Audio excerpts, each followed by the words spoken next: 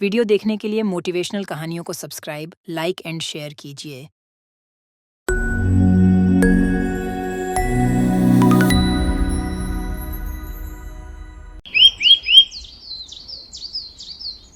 थट्टाचारी कृष्णदेव राय के दरबार में राजगुरु थे।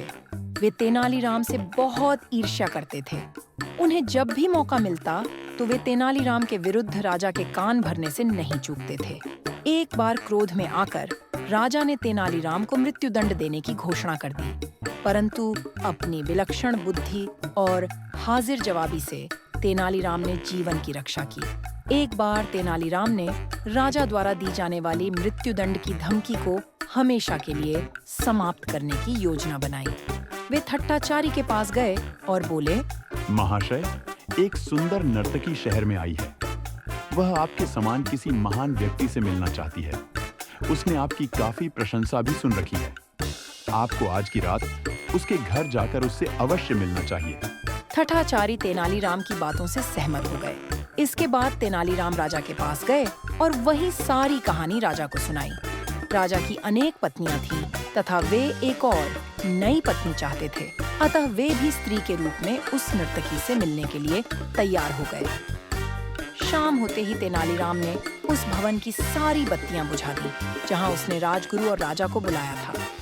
थट्टाचारी पहले पहुंचे और अंधेरे कक्ष में जाकर बैठ गए। वहीं प्रतीक्षा करते हुए उन्हें पायल की झंकार सुनाई दी। उन्होंने देखा कि एक स्त्री ने कमरे में प्रवेश किया है, परंतु अंधेरे के कारण वह उसका चेहरा ठीक से नहीं देख पाए।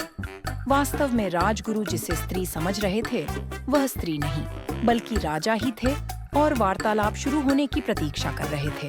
थोड़ी देर पश्चात कमरे की खिड़की के पास खड़े तेनालीराम को आवाज सुनाई पड़ी, प्रिया, तुम मुझे अपना सुंदर चेहरा क्यों नहीं दिखा रही हो?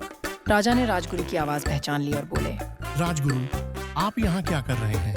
राजगुरु ने राजा की आवाज पहचान ली। शीघ्र ही वे दोनों समझ गए कि तेनालीराम ने उन्हें मूर्ख बनाया है। दोनों ने कक्ष से बाहर आने का प्रयास किया, परंतु तेनालीराम ने द्वार बाहर से बंद कर उस पर ताला लगा दिया था। यदि आप दोनों यह वचन दें कि भविष्य में कभी मृत्यु दंड देने की धमकी नहीं देंगे तो मैं दरवाजा खोल दूंगा। महाराज को तेनालीराम के इस दुस्साहस पर बहुत ही क्रोध आया, पर इस परिस्थिति में दोनों अंधकारमय कक्ष में असहाय थे और तेनालीराम की इस हरकत का उसे मजा भी नहीं चखा सकते थे।